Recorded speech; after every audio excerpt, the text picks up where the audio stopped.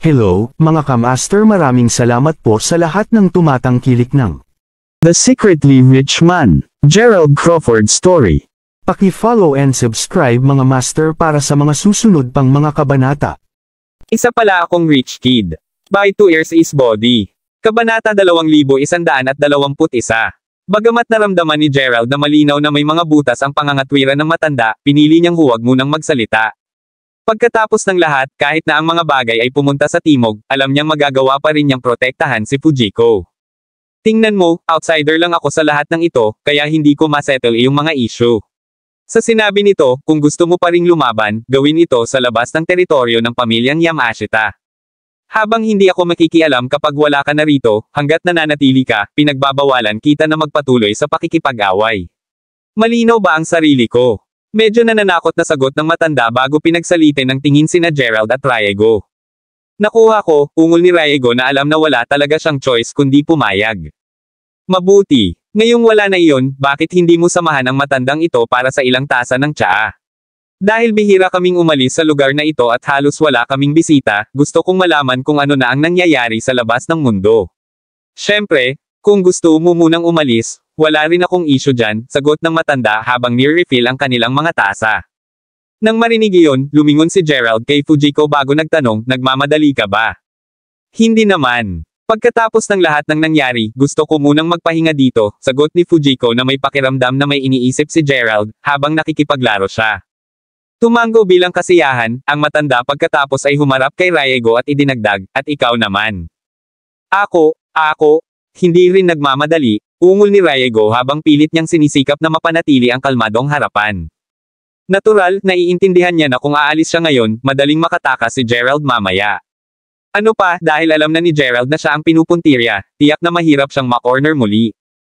Ang paghihintay sa mga gilid ng teritoryo ng Yamashita ay hindi rin isang praktikal na opsyon dahil sino ang nakakaalam kung gaano katagal ang dalawang iyon ay magtatagal dito. Sa pag-iisip na iyon, ang tanging magagawa niya ay maghintay dito hanggang sa tuluyang magpasya si Gerald na umalis. Kapag umalis na ang B**** na iyon, susunod na lang siya at agad nagagawa ng kanyang paglipat kapag wala na sila sa teritoryo ng pamilya Yamashita. Tawa ng tawa, sinabi ng matanda, kung gayon. Kay sarap pakinggan. Talagang napakatagal na mula noong huli tayong may bisita mula sa labas. Habang naiinis siya sa narinig, sinigurado ni Riego na pilit na ngumiti. Kasunod noon, medyo mabagal ang paglipas ng oras. Nang matapos sila sa kanilang ikalimang pot ng tsaa, dumidilim na ang langit sa labas. Sa inis ni Riego, gayon paman, si Gerald ay tila hindi siya sanay na umalis. Sa pag-iisip na iyon, alam niyang wala siyang choice kundi tawagan si Takeshi at i-update siya sa sitwasyon. Nagdahilan ng pangalawang Riego at lumabas ng kwarto, agad na sinenyasan ng matanda si Gerald na lumapit sa kanya. Nang makita iyon, medyo lumapit si Gerald bago nakangiting nagtanong, may maitutulong ba ako sa iyo? Talaga, maaari na kayong umalis sa likod ng pinto ngayon. Maya-maya, dapat may makabangga kayo na maghahatid sa inyo sa kotse na inihanda ko ng maaga, bulong ng matanda sa medyo simpleng dialektong Weston. Bahagyang nanlaki ang mga mata, hindi napigilan ni Gerald na sabihin, ikaw, taga Weston. Sabay tapik sa balikat ni Gerald, simpleng sagot ng matanda, hindi ito ang oras para pag-usapan ito. Anuman, kapag tapos ka na sa iyong negosyo, bumalik sa lugar na ito at bibigyan kita ng karagdagang paliwanag. Ngayon umalis ka na. Nodding in response, Gerald then said. Noted. Salamat, matanda. Kahit na si Gerald ay hindi partikular na natatakot kay Riego, si Fujiko ay mayroon pa ring kompetisyon na dadaluhan. Kabanata 2122. Still, to think na Westoner talaga ang matanda. Habang walang ideya si Gerald kung ano ang tumatakbo sa isip ng matanda, naramdaman niyang walang masamang intensyon ang matanda sa kanila. With that, umalis si Gerald at Fujiko sa likod at true enough, may naghihintay sa kanila. Pagkatapos ng mabilis na pagyuko, nagsimulang maglakad ang lalaki sa kahabaan ng tigang na bundok na nag-udyok kay Gerald at Fujiko na sumunod. Hindi nagtagal, nakasalubong ng tatlo ang isang sasakyan, gaya nga ng sinabi ng matanda. Ibinigay kay Gerald ang susi ng kotse, pagkatapos ay magalang na sinabi ng lalaki, kunin mo itong kotse, Mr. Crawford. Pagkaraan ng ilang sandali, makikita mo na muli ang pangunahing kalsada. Salamat, sagot ni Gerald nang walang sinabi pa. Kung tutuusin, malapit na ang dapit hapon at kailangan nila ng hindi bababa sa 4 na oras para makarating sa venue ng kompetisyon. Kung sila ay hindi pinalad, ang pagkaantala ni Fujiko ay maaaring makaapekto sa kanyang mga huling resulta. Sa pag-iisip na iyon, nang makapasok sa kotse, agad na pinaandar ni Gerald ang gasolina. Pagkaraan ng ilang sandali sa pagmamaneho, hindi na napigilan ni Fujiko ang kanyang kuryosidad. Nang tumingin kay Gerald, naudyukan siyang magtanong, "So, ano ba talaga ang relasyon mo sa mga Yamashita?" Nakangiting tugon, si Gerald na walang ideya kung sino ang matandang taga-Weston o kung bakit nagpasya siyang tulungan ang mga ito ay umiling lang habang sumagot, "Sa totoo lang, ito ang unang beses na nakilala ko siya." "Halika ulit, hindi kayo magkakilala." Ungol ng nalilitong si Fujiko. "Hindi naman. Sa pag-iisip, babalik ako rito sa sandaling matapos ang kompetisyon, upang makakuha lamang ng ilang mga bagay na pinagsunod-sunod," sagot ni Gerald habang nakagawian niyang tangkaing kumuha ng sigarilyo. Gayunpaman, sa pag-alala sa payo ni Fujiko, nagawa niyang iwasang gawin ito, novel drama. "Nakikita ko, gayunpaman, hindi ko akalain na magkakaroon ng Westoner sa pamilyang Yamashita, ano pa, tila nakilala na niya ang aking ama noon. Kahit na parang pamilyar siya kay tatay, hindi ako sinabihan ng kahit ano tungkol dito dati," ungol ni Fujiko habang patuloy na namumuo ang mga tanong. "Kung gayon, sabay-sabay nating alamin ang lahat ng ito kapag natapos na ang kompetisyon," sagot ni Gerald na nagtataka rin kung bakit nagpasya ang matanda na tulungan sila. Lumipat pabalik kay Riego, pagkatapos tapusin ang tawag na tumagal ng humigit kumulang 10 minuto, pumasok siya muli sa bahay para lang saglit na nanlamig ng mapagtantong wala na sina Gerald at Fujiko. Nang marinig iyon, humigop ng tsaa ang matanda.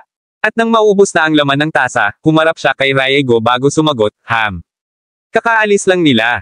"Sila? Ano?" Ungol ni Riego na agad na naging pangit ang ekspresyon. Kung hindi dahil sa katotohanang ayaw niyang masaktan ang mga Yamashita, nabugbog na sana niya ang matandang ito. "Talaga? May problema ba yan? Pagkatapos ng lahat, hindi sila eksaktong nakatali sa aking pamilya. Hindi ko sila mapipigilan sa pag-alis," medyo walang pakialam na sagot ng matanda. Iyon, ungol ni Riego habang humihina ang boses niya. Kung tutuusin, may katuturan ang sinabi ng matanda. Sa huli, siya ang may kasalanan sa pagtawag sa teleponong iyon kanina. Dahil doon, natagpuan ni na Gerald at Fujiko ang kanilang pagkakataong tumakas. Ngayong nauunawaan niya na ito ay sarili niyang kagagawan, huminga ng malalim si Riego bago mahinahong nagtanong, "Pagkatapos sabihin mo sa akin, paano sila umalis at saan sila patungo?" Nang si Riego ay tumatawag sa looban, wala siyang nakitang sino mang lumabas sa pintuan. Hindi rin gaanong kalakihan ang bahay, kaya't nagtatago silang dalawa sa loob hanggang sa umalis siya ay nasa labas tanong. Kabanata 2123. Umalis sila sa likod ng pinto, kahit hindi nila sinabi sa akin kung saan sila patungo, sagot ng matanda habang umiiling. Ngayong naiintindihan na niya na hindi niya malalaman kung saan sila nagpunta kahit gaano pa niya itanong, agad na sinabi ni Riego, "Patawarin mo ako, pero aalis na ako ngayon." Sa paglabas niya ng bahay, naisip niya na sa huli, sasali pa rin sina Gerald at Fujiko sa Special Forces Competition. Sa pag-iisip na iyon, alam niya na ang kanyang pinakamahusay na mapagpipilian ay ang isantabi muna sila sa ngayon. Kung tutuusin, kahit na siya ang pinuno ng Departamento ng Pagpatay ng Hanyo, hindi siya masyadong mahilig manggulo sa mga aktibidad ng Departamento ng Digmaan. Ano pa, dahil ang kompetisyon ay internasyonal, ang mga espesyal na puwersa mula sa buong mundo ay naroroon. Dahil doon, kung gumawa siya ng gulo doon, tiyak na magdudulot ito ng malaking problema sa kanyang pamilya. Gayunpaman, kahit na nabigo siyang makuha si Gerald sa pagkakataong ito, ang paglalakbay ay hindi isang kumpletong pagkabigo. Kung tutuusin, alam na niya ngayon na sina Endo at Izumi ay nasa Futaba Manor.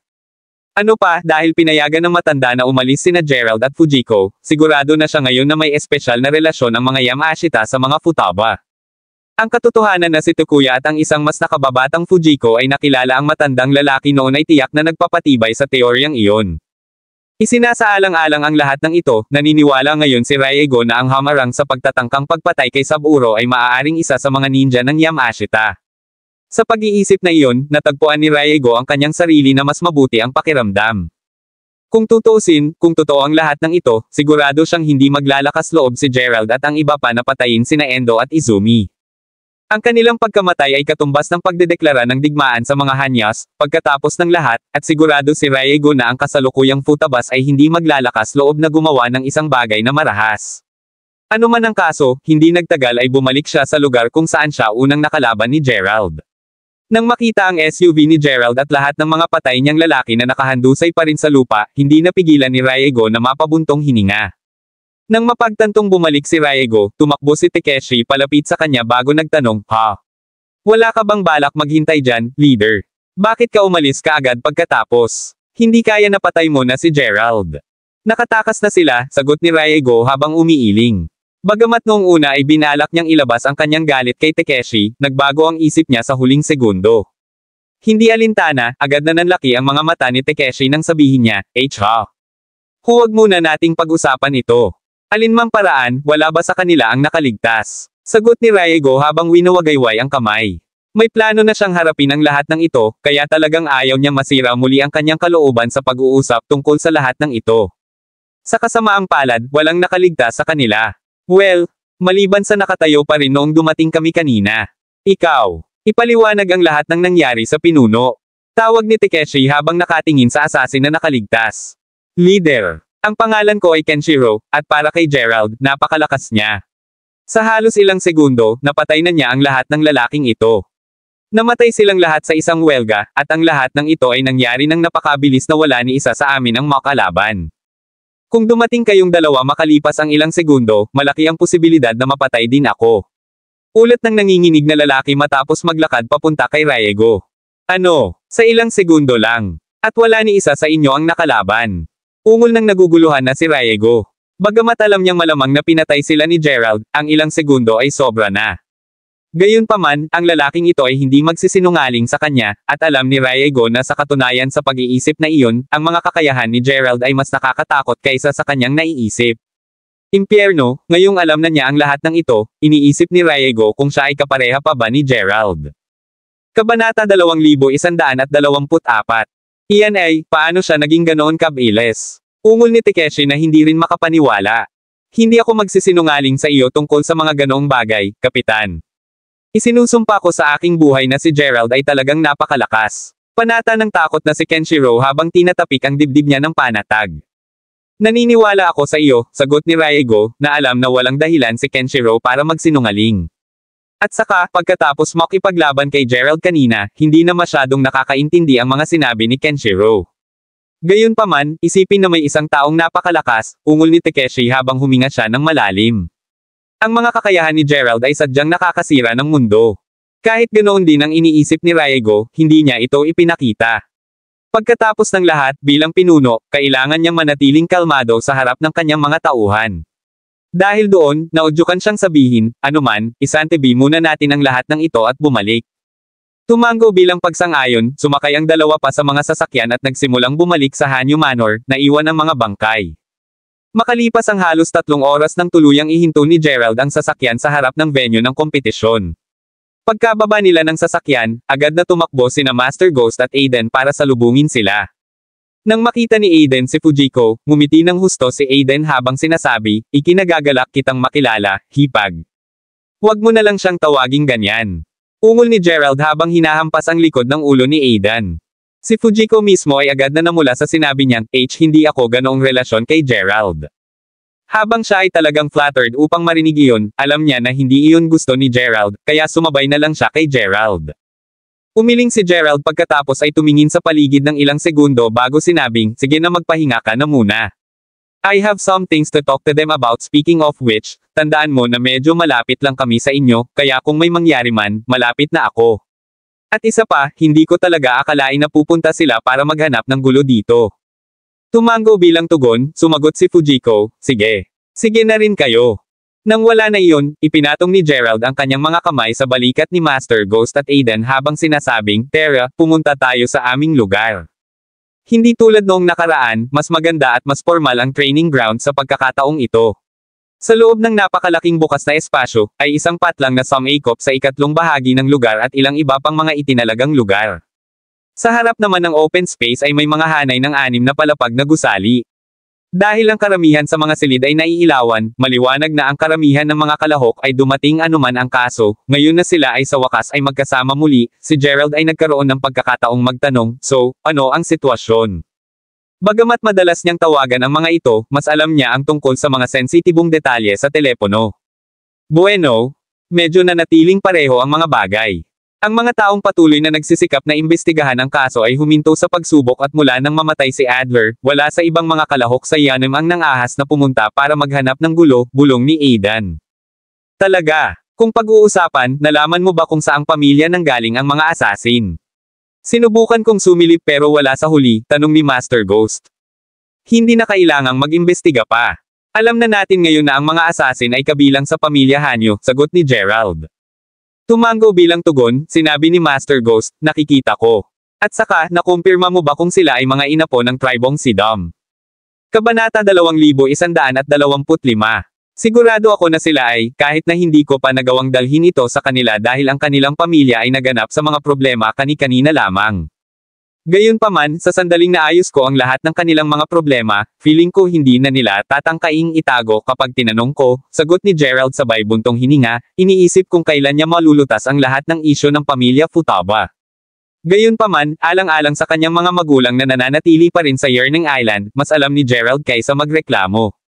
Well, I'm honestly just pleased na na-confirm na.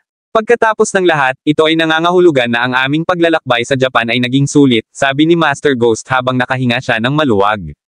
Maya-maya pa ay nakarating na sila sa kanilang building at nagsimulang maglakad sa itaas.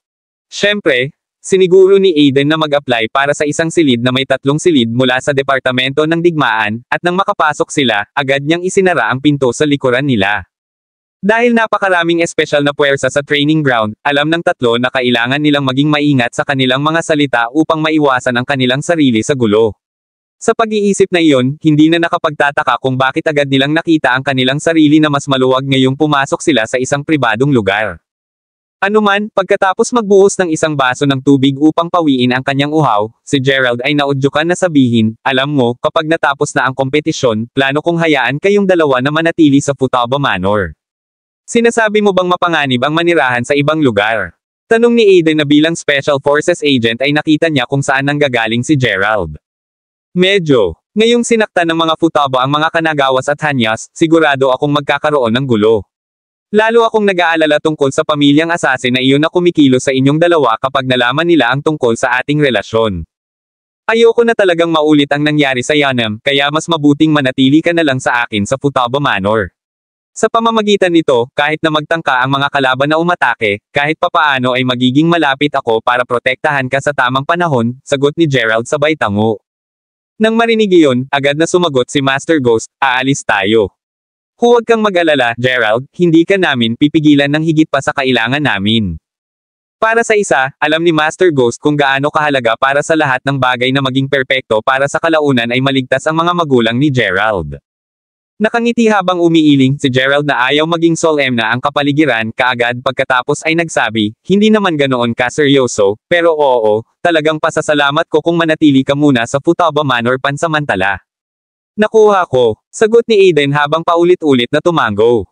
With that out of the way, Gerald decided not to share anything else at the moment. After all, he don't really want to add more pressure on them if he knows that he will be able to solve the issues alone.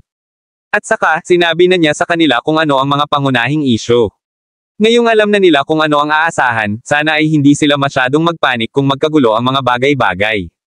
Maya-maya, pumunta si Aiden sa kantin para kumuha ng makakain nila. Hindi nagtagal, natagpuan ng 3 ang kanilang sarili na naghahapunan sa sala. Habang kumakain, naramdaman ni Gerald na ito na ang tamang panahon para simulan ang pagdetalye kung ano ang nangyari habang nananatili siya sa Futaba Manor. Sinabi rin niya sa kanila kung ano ang pinaplano niyang gawin pagkatapos ng lahat ng ito. Sa paglipat pabalik sa Raego, siya, si Takeshi, at si Kenshiro ay nakarating kaagad sa Hanyu Manor. Pagdating, agad silang tumungo sa silid ng Patriarch. Si Suijin mismo ay naghahaponan nang biglang pumasok si Raego sa kanyang silid. Nakataas ang isang bahagyang kilay, pagkatapos ay pinagmasdan niya si Raego na lumalapit sa kanya bago ibinaba ang kanyang ulo at ulong, may malaking bagay na nangyari, Patriarch. Go on, sagot ni Suijin habang nakakunot ang noo. Matapos pakinggan ang ulat ni Raego tungkol sa kasalukuyang sitwasyon, ang mukha ni Suijin ay naging malungkot na sa huli, hindi niya napigil ang ihagis ang kanyang chopstick sa sahig habang sumisigaw, God the Asterisk Man 8. Sinasabi mo sa akin na 1 dosenang assassin ang nawala sa atin. Nagngangalit ang kanyang mga ngipin, alam ni Suijin na magkakaroon ng mga pagkalugi, kahit na hindi niya akalain na magiging ganito karami. Ang bawat mamamatay tao sa kanyang pamilya ay nilinang ng may matinding pagsisikap. Ngayong napakabilis niyang nawala sa kanila, maging si Suijin bilang patriarch ng pamilya ay hindi nakayanan. Kabanata 2126. Kasalanan ko. I'm so sorry, patriarch.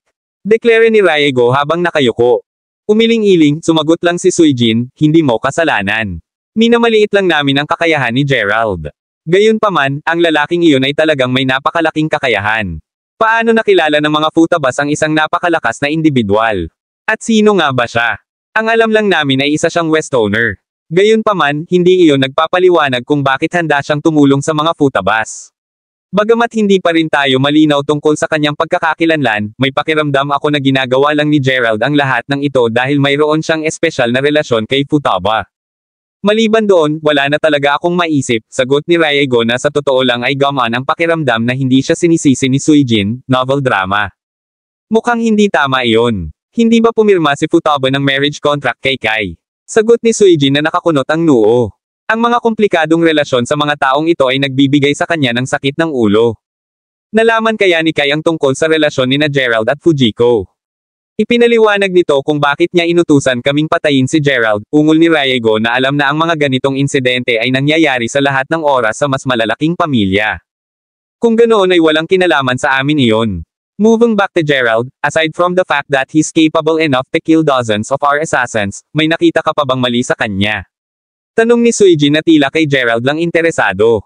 Ngayong binanggit mo ito, may isang bagay na naiisip. Sagot ni Riego. Mabuti. Ngunit bago iyon, kumuha ng ilang mga upuan para sa kapakanan ng langit. Kayong tatlo na nakatayo lang ay sumasakit na ang ulo ko. Reklamo ni Suijin habang sinenyasan ang kanyang mga katulong na linisin ang kanyang mesa bago itinuro ang ilang upuan na nakalagay malapit sa dingding. Nang marinig iyon, agad na tumango si Kenshiro habang sinabing, "Salamat, Patriarch." Kasunod nito, dinala niya ang tatlong upuan at naglakas loob lamang na umupo kapag nagawa na ito ni Riego at Takeshi. Anuman, ngayong nakaupo na sila, tumahimik si Riego bago sinabing, "Kita mo, may pakiramdam ako na si Gerald." Well, siya at lahat ng futabas ay lihim na nauugnay sa mga Yamashita. Pinag-uusapan mo ba ang mga nakatira malapit sa patay na bulkan? Sagot ni Suijin na nakasimangot na naman. Talaga, kita nyo, pagkatapos ibuntot sina Gerald at Futaba sa teritoryo ng Yamashita, inanyayahan kami ng matandang lalaki na nabanggit ko sa kanyang tahanan upang uminom ng tsaa. Matapos magtagal si Gerald, kinailangan kong tawagan si Takeshi para i-update siya sa sitwasyon. Gayunpaman, sa oras na bumalik ako, ang dalawa ay nakaalis na. Simula nung umalis sila gamit yung backdoor, feeling ko. Napalihim na tinutulungan sila ng matanda habang ako ay abala. Reklamo ni Riego habang hinahampas niya ang kanyang kamao sa mesa, alam niyang ang kawalang ingat niya ay nagresulta sa muling pagtakas ni Gerald sa kanyang pagkakahawak. Ano na nga ba ang nangyayari sa mundo? Bakit mayroon pa silang koneksyon sa mga Yamashita? At sino ba talaga itong matandang ito na patuloy mong sinasabi? Ungol ng nalilitong si Suijin. Well, wala kaming masyadong alam tungkol sa kanya, kahit na siya ay mukhang isang Yamashita sa edad na 80. Kahit na, sa pagkakaalam ko, mukhang matagal na niyang pinapanood kami ni Gerald na nag-aaway. Kung hindi niya ako dinasarmahan ng kanyang shuriken noon, tiyak na tatapusin ko si Gerald doon at sila. Single ni Riego, galit sa sarili na hindi na niya agad inatake si Gerald. Hinaplos ang kanyang noo, hindi napigilan ni Yamashita na sabihin, napakakaiba. Sa pagkakaalam ko, ang mga Yamashita ay hindi kailanman nagkaroon ng anumang koneksyon sa ibang mga pamilya. Kung pag-uusapan, may isang bagay na sinabi niya na nakakatuwa, noong una kaming pumasok sa kanyang tahanan, sinabi ng matanda kay Futaba na minsan na niya itong nakilala noong bata pa siya, sagot ni Riego habang inaalala ang eksenang iyon. Kabanata 2127. Sinasabi mo na matagal nang nakikipag-ugnayan ang mga Futaba sa mga Yamashita. Sagot ni Suijin na akmang nagulat. Pagkatapos ng lahat, kahit na ang dalawang pamilya ay walang anumang salungatan sa loob ng mga dekada, lahat ng mga patriarch ng pamilyang Hanyu na kasama ni Suijin ay tiniyak na lihim at tuloy-tuloy na binabantayan ang Futaba. Sa pag-iisip na iyon, paano nabigo ang lahat ng naunang patriarka na malaman ang tungkol dito? Sa sinabi nito, dapat pa ba tayong kumilos sa Futabas? Kung tutuusin, ngayong alam na natin na maganda ang relasyon nila sa mga Yamashita, hindi na natin basta-basta na lang gagawin ang mga Futabas, ungol ni Riego na sa totoo lang medyo nag-aalala. Pagkatapos ng lahat, ang mga Yamashita ay napakalakas. Sa totoo lang, iniisip niya kung kakampi ba niya ang matandang itinapon ng shuriken na iyon kung sila ay nasa isang seryosong labanan. Alinmang paraan, pagkatapos mag-isip tungkol dito ng ilang sandali, sinabi ni Suijin sa kalaunan, pansamantala, huwag na tayong gumawa ng anumang hakbang sa futabas. Napakagaling. Gayunpaman, tungkol kay Gerald. Itinutulak ako ni Kai na patayin siya, na sinasabing personal niyang tatawagan ka kung hindi patay si Gerald sa loob ng 1 linggo. 4 na araw na ang lumipas mula noon, sagot ni Riego. Huwag mo siyang pakialaman. Ang pangalawang henerasyong bata na tulad niya ay hinding-hindi makakapagbanta sa atin, panunuya ni Suijin na hindi kailanman lubos na pinapahalagahan ang Kanagawa sa kabila ng kanilang napakalawak na katayuan sa Japan. Naiintindihan. Sagot ni Riego, mas nakaka-relax ang pakiramdam ngayon. Sa sinabi ni Suijin, alam ni Riego na sa wakas ay kakayanin niya si Kai sa susunod na tawagin ulit siya ng brat na iyon. Now that all that is out of the way, let's put everything aside for the time being. Medyo pagod na ako, bago ka umalis, binibigyang diin ko na hanggang sa malaman pa natin ang tungkol sa relasyon ng Futaba at Yamashita, walang sino man ang pinapayagang lumipat sa pamilyang iyon. Kasama na rito ang paggawa ng hakbang laban kay Gerald. Sabi ni Suijin habang nakatingin sa kanilang tatlo. Nang marinig iyon, agad na tumango ang tatlo nang hindi nagsasalita.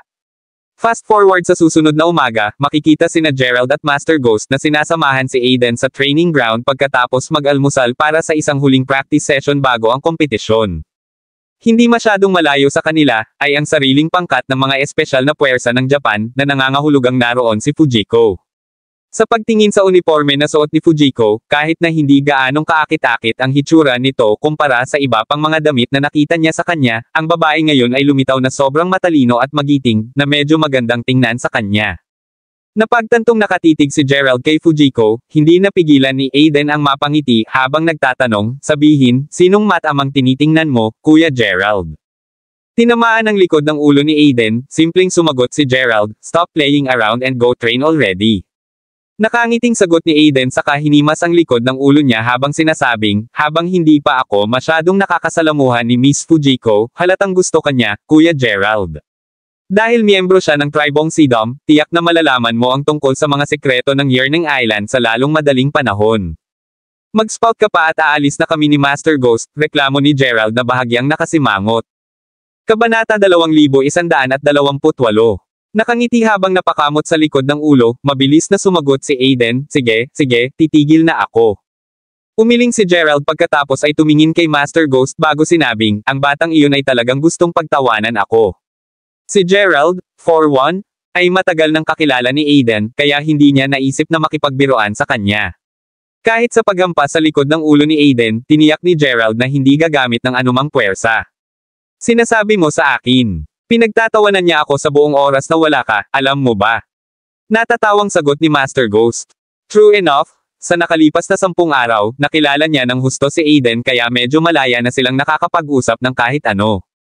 Habang nagpatuloy sila sa pag-uusap, ang ilang individual na nakasuot ng uniforme ng hukbong Hapones ay mabilis na nagsimulang maglakad papunta kay Gerald. Nang mapansin sila, nakita ni Gerald na ang isa sa kanila ay may hawak na folder ng dokumento at ang iba ay may dalang video recording equipment. Nang malapit na sila, sinabi agad ng isa sa mga lalaki, patawarin mo ako, pero ikaw ba si Gerald Crawford? Ako si Noda Ichiro, at ako ay isang investigador para sa hukbong Hapones. Sa sinabi nito, narito ako upang siyasatin ang pagkawala ng katawan ni Adler Light na naganap mga 8 araw na ang nakalipas.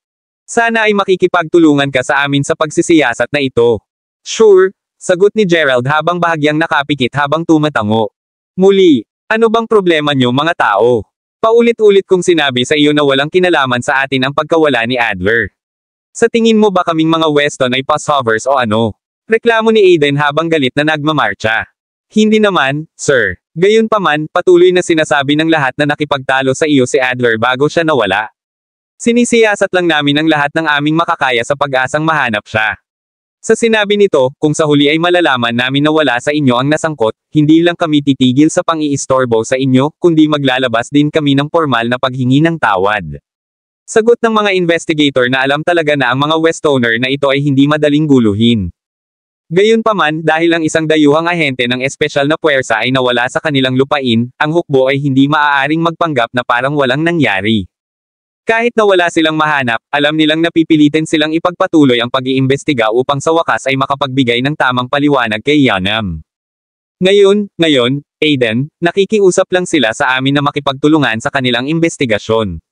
Sa bagay, dahil wala naman tayong ginawa, naniniwala ako na hindi lang ako sisiraan ng mga kapatid nitong Japanese Army, di ba? Sabi ni Gerald sabay tapik sa balikat ni Aiden. Bagamat medyo mapusok ang batang ito at hindi palaging nag-iisip bago siya magsalita, masasabi niyang taos-pusong nag-aalala si Aiden para sa kanya.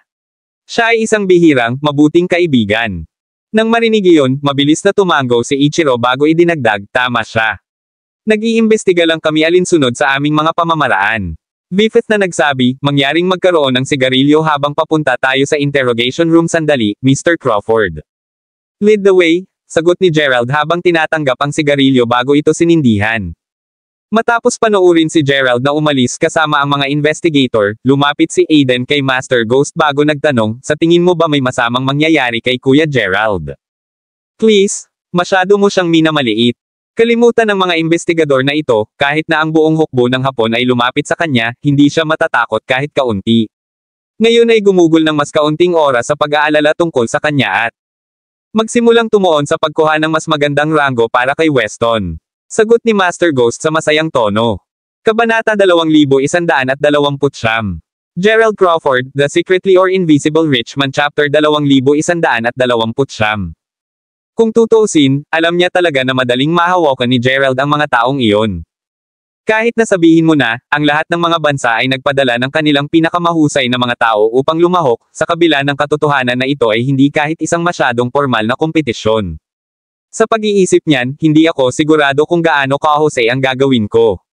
Ang pagkuha ng mas mataas na average na rango ay sapat na para sa akin, ungol ni Aiden na alam na sa kanyang mga kasamahan sa koponan, hindi talaga siya ganoon kalakas.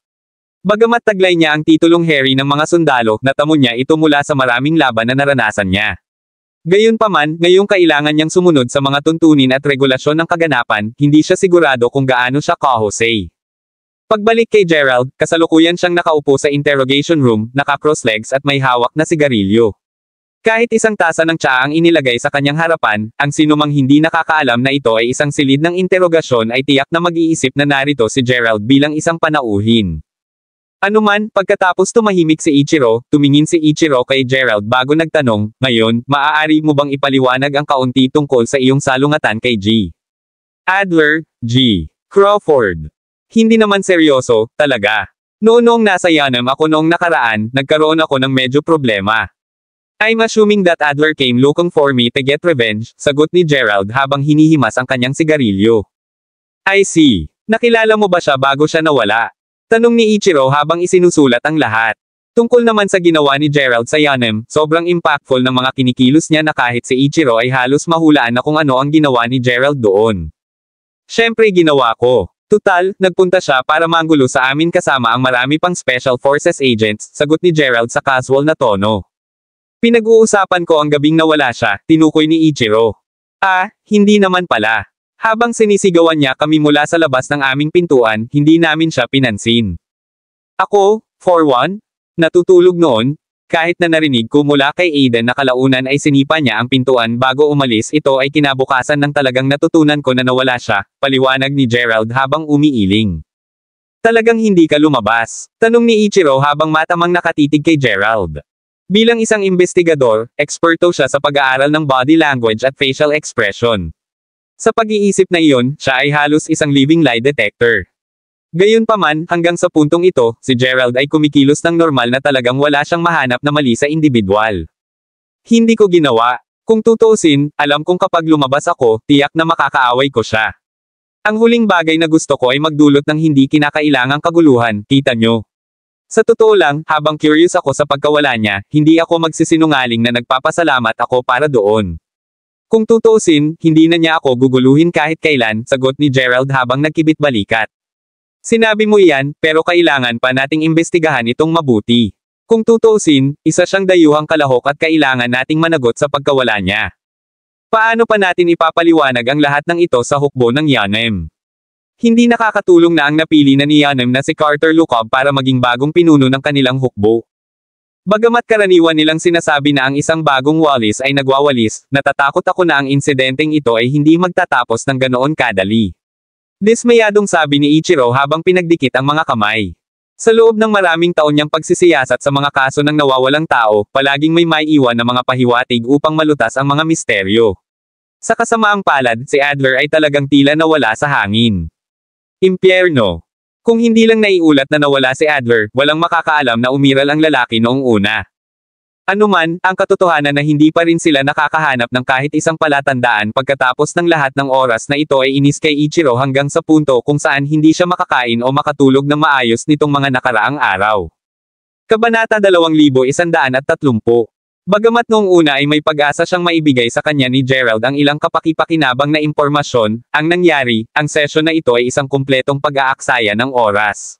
Bumantong hininga habang nakatayo, sinabi ni Ichiro, "Bueno, dahil dumating na ito, maaari mo bang iwan ang iyong contact number sa amin, Mr. Crawford?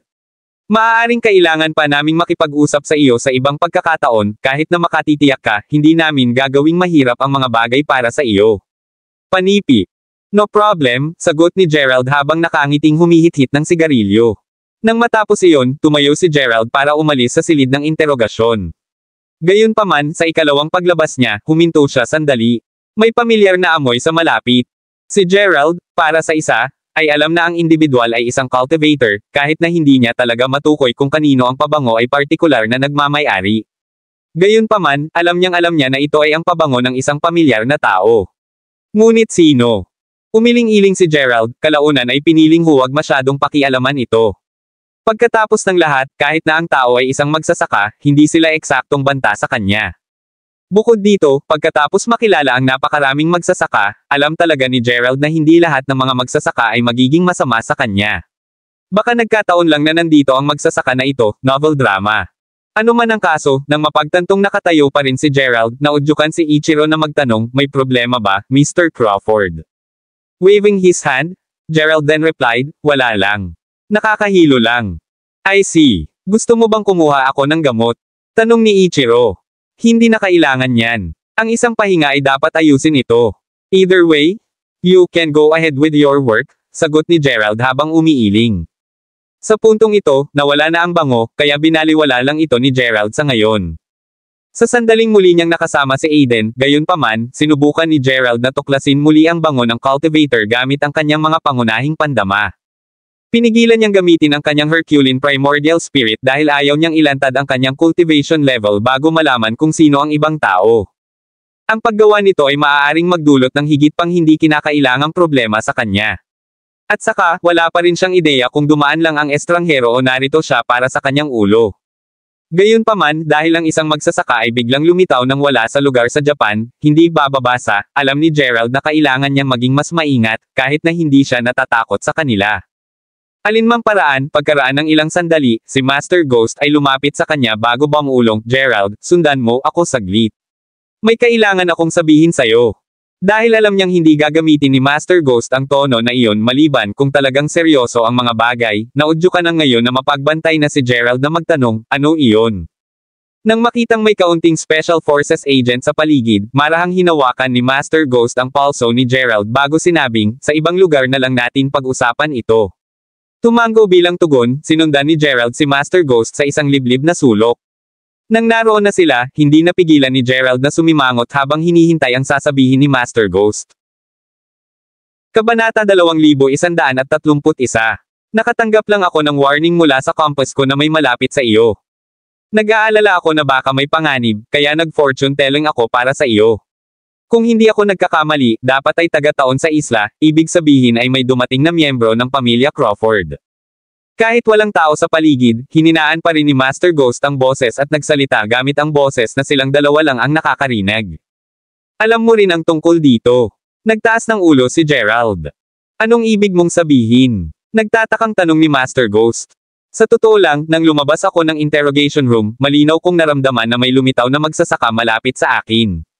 Gayunpaman, saglit lang iyon, at hindi ko ginamit ang kapangyarihan ng aking Herculean Primordial Spirit para maramdaman ang kanyang presensya." Huminga ng malalim si Gerald. Naisip niya noon na nagkataon lang at baka nagkataon lang na pumunta rito ang magsasaka na walang kinalaman sa kanya. Ngunit ngayon, sa mga salita ni Master Ghost, lubos siyang naalerto. Miyembro ito ng Crawfords mula sa Yearning Island.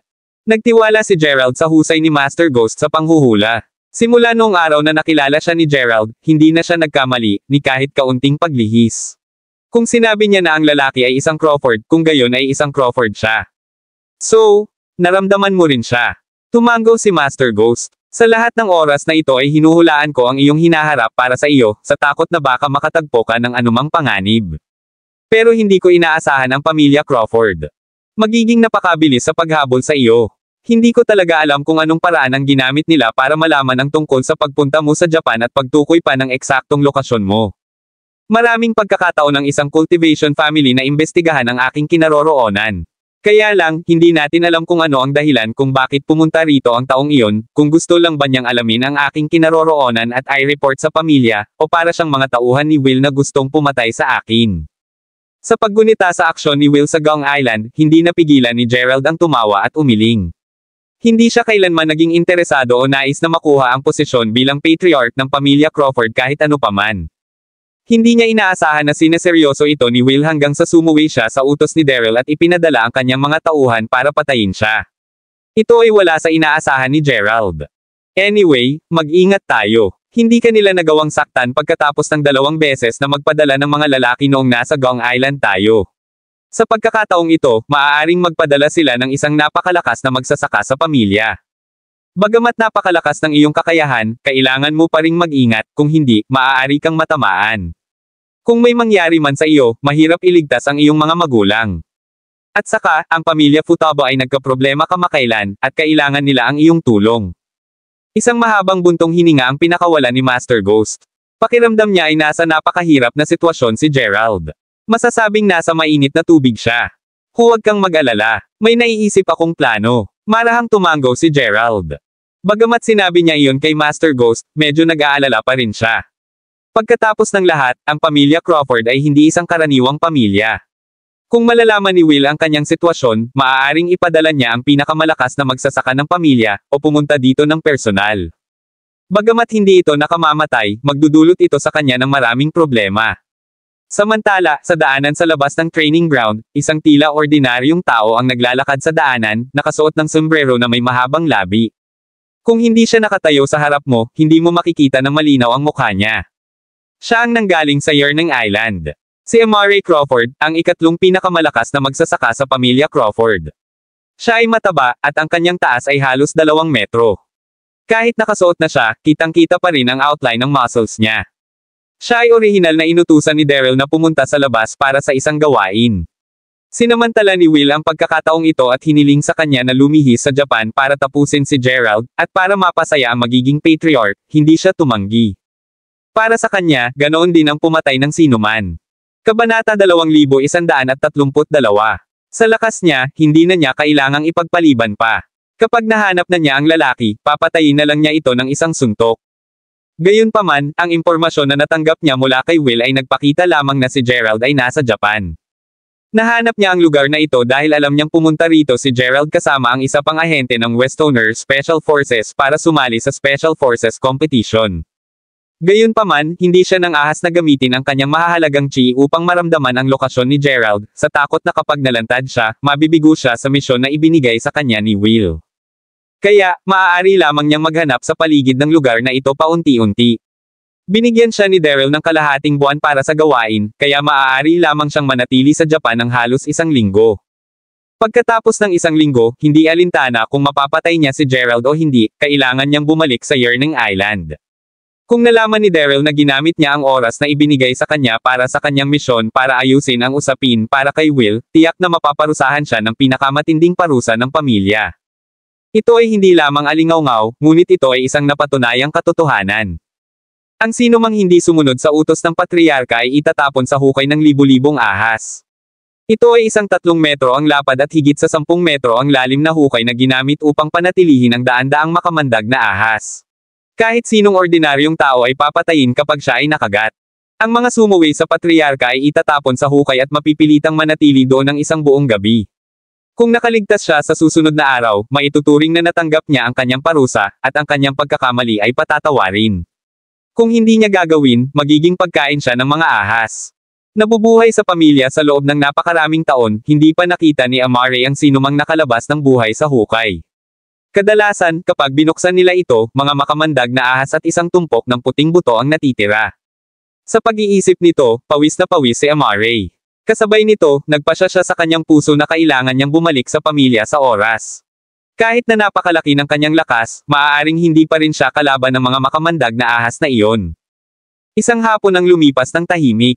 Kinagabihan, nang magdilim na ang langit, bumalik sa kanilang tirahan si Gerald at ang dalawa. Sinundan sila ni Fujiko. Miss Fujiko, anong gusto mong kainin? Maari akong lumabas at bilhin ito para sa iyo. Pumunta si Aiden sa banyo para maghilamos ng mukha. Matapos ang isang buong araw na pagsasanay, hindi lang basang-basa ng pawis ang kanyang damit, maging ang kanyang mukha ay madumi. Salamat. Ngumiti ng mahina si Fujiko. Hindi ka ba nag-aalala na baka hindi ka maintindihan ng mga tao kapag pumunta ka dito? Tanong ni Gerald habang hinahain si Fujiko ng isang tasa ng tsaa. Balak niya sanang humaihit ng sigarilyo, ngunit ibinaba niya ito sa huli. Siyempre hindi. Puno ng ngiti ang mga mata ni Fujiko nang tumingin kay Gerald. Huwag kalimutan, tayo ay mag-asawa sa mga tagalabas.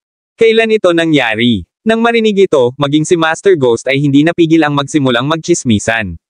Alam niyang may kasintahan si Gerald, at alam niyang malaki ang pagsisikap ni Gerald para iligtas siya, hanggang sa anumang oras ay kaya niyang isuko ang kanyang buhay. How come after only about a week out, bigla na lang siyang nagkaroon ng bagong girlfriend? Ahem, huwag mong intindihin. Kailangang magpakasal ni Miss Fujiko dahil sa mga problema sa loob ng kanyang pamilya, at isang maliit na aksidente ang nangyari. Kaya, pansamantala kaming nagpanggap na mag-asawa para harapin siya. Pamilya. Sa totoo lang, napakalinis ng relasyon natin. Nang makitang tila hindi pagkakaunawaan ang Master Ghost na iyon, nagmamadaling nagpaliwanag si Gerald. Kung hindi ito maipaliwanag ng malinaw sa oras, nag-aalala siya na hindi niya magagawa sa hinaharap. Kaya ganyan. Nang sabihin iyon ni Gerald, naintindihan ni Master Ghost. Kabanata 2133. Nagsasabi ng totoo si Gerald. Nagpapanggap lang kaming mag-asawa para masolusyonan ang mga problemang kinakaharap namin ngayon. Kaya, kapag pumunta ako rito para hanapin ka, wala itong dapat ikabahala at mas lalo itong magiging kapanipaniwala. Bagamat medyo nasaktan si Fujiko, nagsasabi naman ng totoo si Gerald, kaya wala siyang masyadong masabi tungkol dito at sumabay na lang. Ngunit mayroon bang anumang bagay na gusto mong pag-usapan tungkol sa pagpunta mo sa oras na ito? Napatingin si Gerald sa kanyang sigarilyo. Bagaman hindi siya maaaring manigarilyo sa ngayon, mayroon pa rin siyang gana na gawin ito. Wala lang. Kaya lang hindi ako masyadong pamilyar sa mga miyembro ng team ko. Tsaka ako lang ang babae sa team. Natatakot akong mag-isa. Nahihiyang sabi ni Fujiko. Ngunit hindi ka rin maaaring manatili dito. Napakamot ng ulo si Gerald. Babalik ako sa kwarto ko para matulog. I just wanted to have dinner and chat with you, sagot ni Fujiko habang dinampot ang kanyang tasa at tumingin kay Gerald. Sandali lang, tapos lumabas na si Aiden para bumili ng pagkain. Malapit na tayong mag-dinner. Nang makitang sinabi iyon ni Fujiko, hinayaan lang siya ni Gerald na manatili. Sa kabutihang palad, ipinaliwanag niya ng malinaw ang bagay ng maaga. At saka, mas ligtas na kasama si Fujiko dito. Bagamat ang mga pamilyang Kanagawa at Hanyo ay hindi dapat maglakas loob na pumunta rito para manggulo, nagkaroon ng bagong problema. Walang makakagarantiya kung ano ang gagawin ng magsasaka na iyon mula sa pamilya Crawford. Maya-maya, bumalik si Aiden na may dalang isang bag ng pagkain. Wala talagang masarap na pagkain sa Japan. Ito ang kinuha ko sa isang Westoner restaurant na malayo. Nag-aalala ako na baka gutom ka, kaya tumakbo ako pabalik.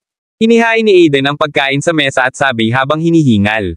Gayunpaman, nang sabihin niya iyon, nakita niya si Fujiko na nakaupo sa tabi niya. Sa pag-iisip sa sinabi niya, tinakpan niya ng kamay ang kanyang bibig at idinagdag, wala akong ibig sabihin, Miss Fujiko. Hindi ko ibig sabihin na hindi masarap ang Japanese food. Kaya lang, lahat kami ay Westoners, kaya hindi kami sanay na kainin ang pagkain mo. Ayos lang. Wala kang kailangang ipaliwanag. Bagamat Japanese ako, pinakagusto ko ang pagkaing Westoner. Iniisip ko rin na ang pagkaing Westoner ay mas mahusay kaysa sa pagkaing Hapones. Ngumiti si Fujiko. Walang kasiyahan ang makikita sa kanyang ekspresyon. Kung may pagkakataon ka, dapat kang pumunta sa Weston at subukan ang aming tunay na pagkaing Westoner. Bagamat walang sinabi si Fujiko, nakaramdam pa rin ng awkward si Aidan. Palagi akong pumupunta sa restaurant na ito, at sinubukan ko ang tunay na pagkaing Westoner. Ito ay talagang mabuti. Si Fujiko ay abala sa paghahain ng pagkain sa mga plato na inilabas ni Master Ghost. Tumigil sa pagsasalita si Aidan. Pakiramdam niya ay magiging awkward para sa kanya kung ano pa ang sasabihin niya, kaya naisip niyang mas mabuting itigil na ang pagsasalita at kainin na lang ang kanyang pagkain. Umupo ang apat sa paligid ng mesa at nagsimulang kumain. By the way, Fujiko, may sasabihin ako sa'yo. Kapag natapos na ang kompetisyong ito, dapat na silang dalawa ay manatili na rin sa iyong pamilya. Nag-aalala ako na mas magiging komplikado ang sitwasyon. Kung ano man ang mangyari habang tayo ay magkasama, maaari nating suportahan ang isa't isa. Pagkatapos kumain saglit, sabi ni Gerald kay Fujiko. Oo naman. Lubos akong nalulugod na tanggapin kayong dalawa na pumunta at manatili sa Futaba Mansion. Ito ang magpapasaya sa aking lugar. Formal na kilalanin natin ang isa't isa, King of Soldier, Aidan Baker. Nakangiting sang-ayon ni Fujiko. Pagkatapos, ibinaba niya ang kanyang chopsticks at iniunat ang kanyang balingkinitang kamay kay Aidan. Kilala mo ako. Nang marinig ang pagtawag ni Fujiko sa kanyang pangalan, medyo nagulat si Aidan. Siyempre kilala kita. Ako ang reyna ng sundalo sa Japan. Paanong hindi ko malalaman ang tungkol sa iyo, ang hari ng kawal ng Weston? Alam mo, ang iyong larawan ay nakasabit sa dingding ng aming departamento ng digmaan at nakalista bilang isang mapanganib na tao ng Weston. Ngumiti si Fujiko. So, sikat ako? Kumbaga. Maging ang hukbong Hapones ay naglagay ng aking larawan sa dingding. Nagkontrata ang mga pupils ni Aiden, pero nakangiti pa rin siya bilang tugon. Kabanata 2134. Wala kaming dinadalang malisya sa iyo. Isa kang napakasikat na sundalo sa Weston, kaya natural, dapat kilalanin ka ng aming hukbo ng lubusan. Gayunpaman, ngayong bumubuti na ang relasyon ni na Weston at Japan, sa palagay ko, kahit na magkita tayo sa larangan ng digmaan, hindi tayo aatake sa isa't isa kundi sa halip ay lalaban tayo. Sa isang sulyap, nakita na ni Fujiko na may mali kay Aiden, kaya mabilis siyang nagpaliwanag.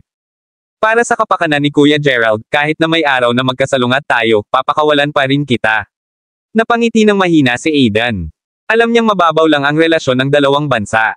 Sa totoo lang, nakadepende pa rin kung may conflict of interest.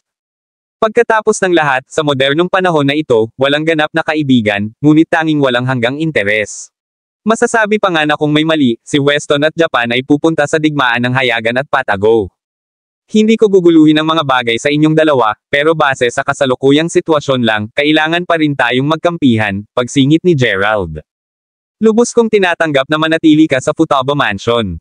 Sa tingin ko kapag kasama natin ang hari ng kawal ng kanluran, malaking tulong ang harapin ng mga pamilyang Kanagawa at Hanyo. Sabi ni Fujiko bilang pagsang-ayon kay Gerald. Pagkatapos kumain, pinabalik ni Gerald si Fujiko sa hostel ng Japanese Special Forces at bumalik sa guest room. Pagpasok pa lang niya sa kwarto ay naglilinis na sina Aiden at Master Ghost. Simula kailan naging reyna ng sundalo ng Japan ang prinsesa ng tribong si Dom. Nang makita ni Aiden si Gerald, itinapon ni Aiden ang bag na may mga natira sa basurahan at naguguluhan na nagtanong.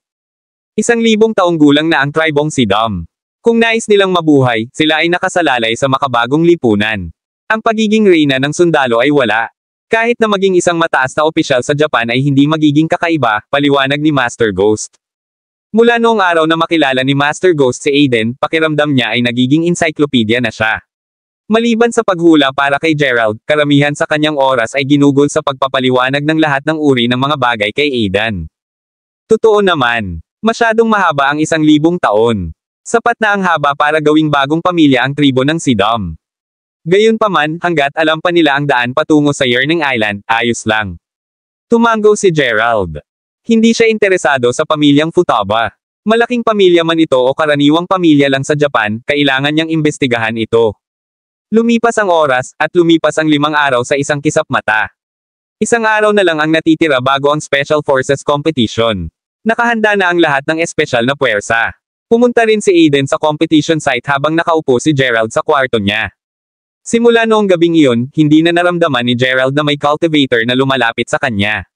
Gayunpaman, hindi ito nangangahulugan na binaigaw niya ang kanyang bantay. Dahil sinabi sa kanya ni Master Ghost na ito ay isang Crawford mula sa Yearning Island, kailangang totoo ito. Gayunpaman, hindi alam ni Gerald kung siya ay ipinadala ni Daryl upang subukan siya, o ni Will upang patayin siya.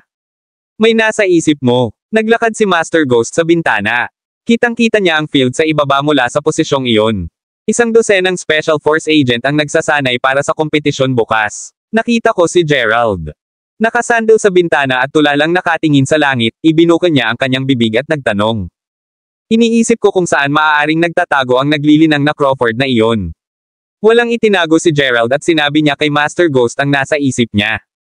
Kabanata 2135. Sa tingin ko hindi mo na kailangang mag-alala masyado tungkol dito. Bagamat nahulaan ko na may lalapit sa iyo, wala akong nabasang anumang senyales ng panganib. Nangangahulugan ito na ang kapangyarihan ng taong ito ay dapat na mas mahina kaysa sa iyo. Kahit na mahanap ka niya, hindi ka niya magagawang saktan, wika ni Master Ghost sa malalim na boses. Alam ko, nag-aalala lang ako na baka saktan ka niya. Wala kang anumang kapangyarihan, at kailangan mo ng aking proteksyon. Bagamat si Aiden ay ang hari ng kawal ng Weston, maaaring hindi siya kalaban ng magsasaka. Nagtataka ako kung gagawa siya ng isang hakbang sa panahon ng kompetisyon bukas. Huminga ng malalim si Gerald. Hindi siya natatakot na ang taong ito ay gumawa ng isang hakbang sa kanyang sarili. Not to mention this cultivator, kahit personal na pumunta dito si Will, hindi siya matatakot. Gayunpaman, iba ang mga tao sa paligid niya. Bagamat malakas at magaling si Aiden sa lahat ng uri ng makabagong sandata at kasanayan sa pakikipaglaban, hindi pa rin sigurado nang humarap siya sa isang cultivator. Maaari ba tayong bigyan ng proteksyon ng pamilyang Futaba? Alam ni Master Ghost na wala siyang kapangyarihan. Kung kasama niya si Gerald, magiging pabigat siya. May mga bodyguard, ngunit hindi sila masyadong malakas. Umiling si Gerald at sinabing, anyway, the Futaba family has a certain social status in Japan. Kahit sinong gustong lumipat doon, kailangan nilang isaalang-alang. Huwag kang mag-alala, hinding-hindi kita pipigilan. Huminga ng malalim si Master Ghost habang nagsasalita. Paprotektahan kita. Hindi sineseryoso ni Gerald ang sinabi ni Master Ghost. Mag-iingat man siya, kapag nahuli siya, tiyak na mamamatay siya. Okay. Hindi nagpumilit si Master Ghost. Tingnan natin kung paano ito mangyayari. Sana'y maayos na natin ang mga bagay na ito at makapunta sa Yearning Island ng mas maaga para mailigtas ko ang aking mga magulang. Si Mila naman, clueless pa rin ako. Mapait na tumawa si Gerald. Ni hindi niya maintindihan kung bakit naging ganito. Ang kanyang mga magulang at kapatid na babae ay nahuli, at ang kanyang kasintahan ay nasa kamay ng Sun League. Ngayon, kahit lumipas na ang napakaraming oras, hindi pa rin niya alam kung ligtas at maayos ang mga ito. Marahil ay matagal na silang pinatay, at ang kanilang ginagawa ngayon ay walang silbi. Either way, gusto ni Gerald na makita sila patay man o buhay. Isinaalang-alang niya ang bawat pinakamasamang posibilidad. Kung wala sa kanila ang nakaligtas, pipiliin ni Gerald na magpakamatay matapos silang mailibing. Kapag wala na ang kanyang mga pinakamamahal sa buhay, walang kabuluhan ang mabuhay ng mag-isa. Malapit nang mangyari. Hanggat makakarating tayo sa Yearning Island, malalaman natin ang lokasyon ng Sun League. I don't think they will do anything to your family, but they just want to draw you over. Ramdam ni Master Ghost ang kalungkutan sa puso ni Gerald. Sana nga. Tumango si Gerald, nagsindi ng sigarilyo, at tumingin sa labas. Sa training ground, doon nagtipon ang mga espesyal na puwersa ng bawat bansa. Sumasailalim sila sa may sensinang pagsasanay para sa kompetisyon bukas. Bagamat hindi ito masyadong formal na kompetisyon pa rin ito sa pagitan ng mga bansa. Nais ng bawat ahente ng espesyal na puwersa na manalo ng kaluwalhatian para sa kanyang bansa at makakuha ng kredito para sa kanyang sarili. Gayunpaman, pagkatapos ng ilang sandali ng pagsasanay, dumating ang isang lalaking nakasuot ng espesyal na uniforme, at lahat ay tumingin sa kanya ng sabay-sabay. Hayaan mong ipapakilala kita. Isa siyang Special Forces Agent mula sa Yanam na kararating lang sa Japan isang oras ang nakalipas. Kabanata 2136. Mula ngayon, papalitan na niya si Older Lightbody at sasali sa mga event kasama kayong lahat dito. Ipinakilala ng opisyal ng Japanese War Department ang lalaking nasa tabi niya. Isang ahente ng espesyal na puwersa mula sa Yanam.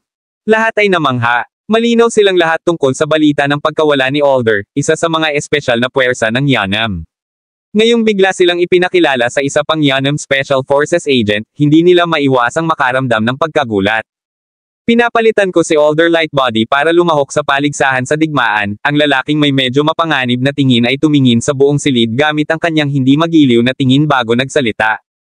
Kahit na ang mga mata ng lahat ay naaakit sa kanya, walang nagsasalita. Pagkatapos ng lahat, sa nangyari sa Yanam, walang gustong maghanap ng gulo para sa kanilang sarili. Dagdag pa rito, walang sino man ang makakapag-isip kung ang ahente ng espesyal na puwersa na ito ay papalitan o hindi si Alder upang aktwal na sumali sa kompetisyon o upang imbestigahan ang bagay na ito. Ang isang bagay na tiyak, gayunpaman, ay magkakaroon ng malaking problema kapag ang sino man ay hindi maintindihan na may kinalaman sa pagkawala ni Alder. Special Forces Agent mula sa Yanam. Narinig ni Gerald na nakasandaw sa bintana ang mga boses mula sa ibaba niya. Pagtingin sa lalaki, hindi napigilan ni Gerald na umiling at tumawa. Hanggat ginagawa mo ito ng tama, hindi nila tayo mahahanap. Tumango si Master Ghost. Huwag kang mag-alala tungkol sa ganitong bagay. Ang bagong kapalit na pinuno ng Yanam, si Carter Lukob, ay isang duwag. Huling beses bago kami umalis sa Yanam, nang tumawag siya sa akin, siya ay buong respeto, natatakot na hindi ako umalis at magpatuloy sa pananatili sa Yanam. I'm guessing that this man only wants that position. Hanggat nasa kanya ang posisyon ng pinuno pati na rin ang kapangyarihan, ang ibang mga isyo ay hindi talaga mahalaga sa kanya. Nagsindi ng sigarilyo si Gerald. Sa paggunita sa mga panahon sa Yanam, nagpasya si Gerald na pagkatapos niyang mahanap ang daan patungo sa Yearning Island, babalik muna siya sa mga sinaunang guho. Noong nakaraang pagkakataon, nagmamadali, pagpunta at pag-alis doon, at ang ginawa niya ay dalhin ang mapa ng dagat kasama niya. Batay sa kasalukuyang sitwasyon, siya mismo ay hindi alam ang sikreto ng mapa ng dagat, at naniniwala si Gerald na ang mga sinaunang guho ay hindi kasing simple ng tila. Marahil ay malulutas din niya ang misteryo ng mapa ng dagat sa pamamagitan ng pagbabalik sa pagkakataong ito. Mukhang hindi pa rin ito banta sa amin. Dahil sa sinabi ni Gerald, nakahinga ng maluwag si Master Ghost. Hindi siya natatakot sa mga ganitong bagay. Nag-aalala lang siya na kapag napunta sila sa ganitong sitwasyon, hindi na siya masyadong makakatulong at baka pigilan pa niya sina Gerald at Aiden, na hindi niya gustong ipagsapalaran. Walang banta. Ito ay sapat na mahirap upang magdala ng anumang problema sa amin. Nang marinig iyon, natawa si Gerald at nagbiro. Saglit na nagkwentuhan ang dalawa bago bumalik sa kwarto. Wala silang kinalaman sa pagsasanay ng mga espesyal na puwersa, at walang nakitang panganib si Gerald sa paligid niya. Ibig sabihin, ligtas dito sina Aiden at Fujiko. May sigarilyo sa pagitan ng kanyang mga daliri, naisip ni Gerald ang nangyari noong nanatili siya rito habang nakahiga siya sa kama. Ang Crawford sa Yearning Island. Ang Sun League. Ang mga pamilyang Fanagawa at Hanyu na nakausap niya sa Japan. Mayroong kahit na ang mahiwagang pamilyang Yamashita na mayroong mga ninja. Hanggang ngayon ay hindi pa rin maintindihan ni Gerald kung bakit siya tinulungan ng matanda noon. Mukha pa nga siyang lalaking taga-Weston, base sa accent niya. Kabanata 2137. May isang Weston talaga sa isang ninja family. Isa pa, hindi rin alam ni Gerald ang dahilan kung bakit niya tinulungan si Gerald. Baka may gusto siyang malaman kay Gerald. Gayunpaman, pagkatapos ng paligsahan sa digmaan, babalik doon si Gerald para malaman man lang ang mga sikreto ng matanda. Kung makakatulong siya kay Gerald, mas magiging madali kapag kaharap niya ang mga pamilyang Kanagawa at Hanyu. Hindi niya namamalayan ay nakaramdam na ng pagod si Gerald. Dahil wala siyang nakitang panganib, humiga ulit siya sa kama at nakatulog. Nahulog sa lupa ang kanyang sigarilyo matapos itong masunog. Kinaumagahan, nagising si Gerald sa isang tawag. Ang gumising kay Gerald ay walang iba kundi si Noda Ichiro. Mr. Gerald, pwede ko bang malaman kung nasaan ka ngayon? Binuksan ni Gerald ang inaantok na mga mata at sinagot ang tawag matapos saglit na tingnan ang caller ID. Ang bahagyang nagmamadaling boses ni Noda ay narinig sa telepono nang ito ay kinuha. Nagpapahinga ako sa isang silid sa iyong lugar ng pagsasanay. Bahagyang nagsalubong ang kilay ni Gerald. Nang sa wakas ay makatulog na siya ng mahimbing ng walang pag-aalala, ginaising siya ng isang tao, at ito ay malinaw na nagpalungkot sa kanya. Huwag kang pumunta saan man at hintayin mo ako dyan, pupunta ako kaagad. Naririnig niya na tila lumuwag na ang tono ni Noda. Pagkatapos niyang sabihin iyon ay agad niyang ibinaba ang tawag. Napakamot ng ulo si Gerald, hindi naiintindihan ang gusto ng lalaking ito, pero bumangon pa rin siya at naglinis ng sarili. Ang lalaki ay, pagkatapos ng lahat, ang investigador ng hukbong Hapones, at dapat mayroong isang dahilan kung bakit siya lumapit. Kaya naman, hindi makatanggi si Gerald na makita siya. Pagkalabas niya ng banyo ay may narinig siyang kumakatok sa pinto. Natarantang pumasok si Noda matapos siyang pagbuksan ng pinto. Una niyang tinignan si Gerald pataas at pababa, only to find na si Gerald ay parang kakagising lang, at ang pag-aalala niya ay nawala. Mr. Noda, hindi ito ang unang beses na nagkita kami. Pwede mo na lang sabihin sa akin agad-agad, seeing his reaction, Gerald said with a chuckle. Magiging prangka ako, kung gayon. Napalunok si Noda at nagpatuloy, ang Yanam Special Forces Agent ay kakaibang nawala, at ito ay malamang na isang kaso ng pagpatay batay sa aming investigasyon. Oh, nagulat si Gerald, pero nagtanong pa rin siya, nahanap mo ba ang katawan ni Alder Lightbody o anumang impormasyon? Hindi siya. Hindi kami tumigil sa pagsisiyasat sa pagkawala ni Alder, ngunit wala kaming nahanap tungkol dito hanggang ngayon. Parang nawala lang sa hangin ang lalaking ito, ilang taon na akong walang nakitang kakaibang ganito. Umiling si Noda at sinabing. Huminto muna siya saglit bago nagpatuloy, gayunpaman, hindi ko siya pinag-uusapan. Ito ang Yanam Special Forces Agent na kararating lang kagabi para palitan si Alder sa paligsahan sa digmaan. Nawala na rin siya, pero baka pinatay siya base sa nakita namin sa surveillance camera at sa eksena. Namatay din siya. Nang marinig ni Gerald ang kanyang mga sinabi, naramdaman niyang hindi ito makapaniwala. Totoong pinatay niya si Alder, ngunit hindi pinansin ni Gerald ang bagong ahente ng Special Forces na iyon dahil wala siyang dahilan para patayin siya. Ito ay gawa ng ibang tao. Medyo na-curious si Gerald kung sino ang gagawa nito sa oras na ito nang malaman nilang lahat na magsisimula na ang paligsahan sa digmaan at mahigpit ang pagbabantay sa paligid. Mas mainam na gawin ito sa kanyang pagbabalik sa Yanam pagkatapos ng paligsahan.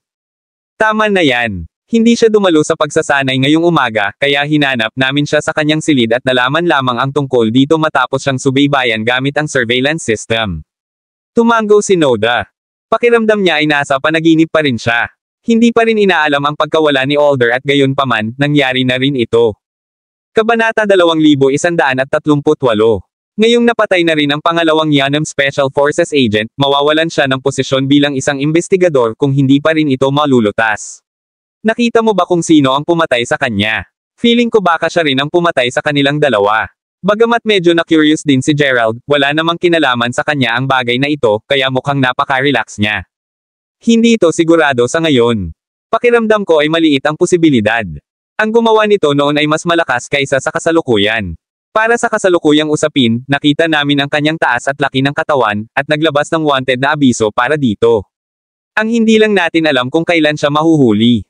Sana pagkatapos nating mahuli ang taong ito, malaman din natin ang tungkol sa naunang pumatay, at makatipid ito ng maraming problema.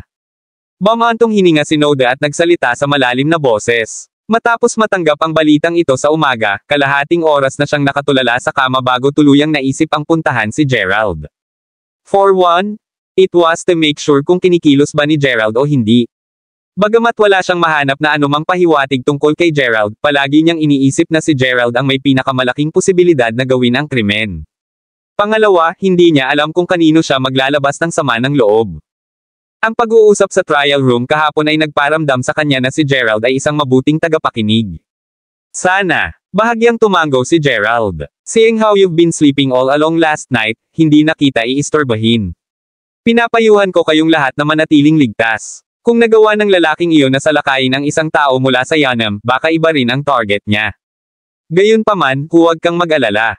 Kami, ang hukbo ng Hapon, ay gagawin ng aming makakaya upang protektahan ang lahat. Tumayo si Noda at inilahad ang kamay kay Gerald. Walang problema. Ngumiti si Gerald at inabot ang kamay para makipagkamay. Matapos makita si Noda, umupo si Gerald sa sofa at nag-isip tungkol sa bagay na ito, at kung sino ang aatake sa Yanam Special Forces Agent lalo na sa isang mahalagang oras na tulad nito. Si Aiden ba ang nakabalik ngayon? Hindi nagtagal, lumabas sa kanyang silid si Master Ghost, na nagising sa ingay.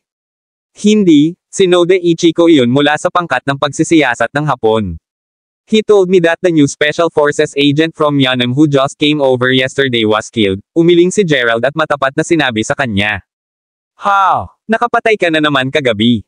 Ganap na alerto ngayon si Master Ghost habang nagmamadaling umupo sa tabi ni Gerald sa sofa. Nag-aalalang tanong niya, paano mo magagawa ulit ito sa ganitong oras? Siguradong na-alerto na ang Japan noong pinatay mo si Alder noong nakaraan, at may mga surveillance camera kahit saan dito.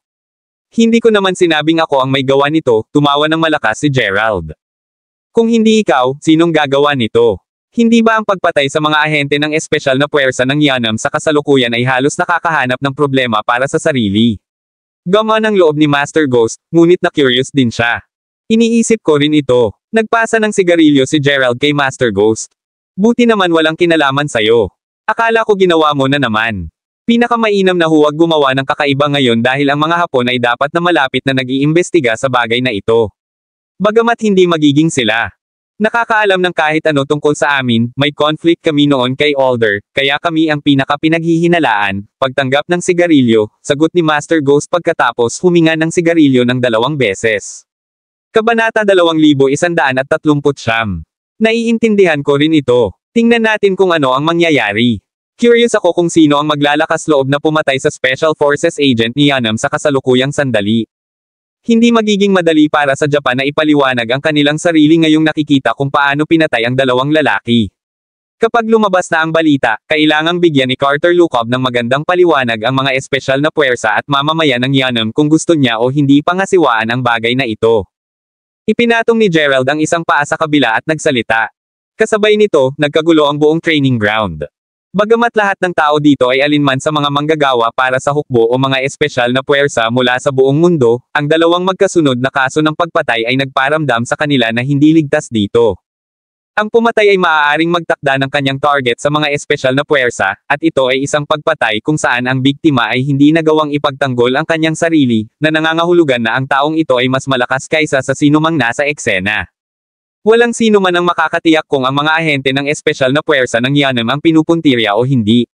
Siguro ang pagpatay sa 2 ay simula pa lamang, at ang natitira ay ang mga susunod na biktima. Walang nangahas na garantiya na wala sa mga bagay na ito ang hindi na mauulit. Kapag nangyari ito, mawawalan sila ng buhay. Hindi na ito matutuloy. Sa opisina ng training ground, hindi napigilan ng isang Japanese Army colonel na sumigaw habang hinahampas ang mesa. Sinasabi ko sa iyo, Yanam lang ito sa ngayon, ngunit paano kung mangyari ito sa tabi ng mga lalaki mula sa Western Union, o sa mga bansang European? Hindi natin kayang masaktan sila. Kung ang kanilang mga ahente ng espesyal na puwersa ay mamatay sa ating lupain, kayong lahat, kasama na ako, ay kailangang magdala ng napakabigat na kahihinatnan. Inis ka ng koronel ang mukha ng lahat, at lahat ng taong tinatitigan niya ay automatikong ibababa ang kanilang mga ulo ng walang salita, hindi alam kung ano ang sasabihin. Pagkatapos ng pagkawala ni Alder Lightbody, isang mahigpit na pagsisiyasat ang nagaganap, ngunit ito ay kalahating buwan na, ngunit wala silang mahanap kahit isang palatandaan tungkol dito, hindi pa banggitin ang pag-alam kung sino ang pumatay. Colonel, iniimbestigahan na namin ito, ngunit ang pagkawala ni Alder ay masyadong kakaiba, halos parang nawala lang siya sa planeta. Kahit na pagkatapos naming suriin ang lahat ng mga surveillance camera mula sa paligid at hanapin ang lahat ng posibleng mga lugar sa paligid doon, tila wala kaming makitang anumang mga pahiwatig. Gayunpaman, hindi pa kami sumusuko, at masigasig pa rin naming isasagawa ang investigasyon. Si Noda, na nakatayo sa pinakaharap, ay nagulat ng sitwasyon.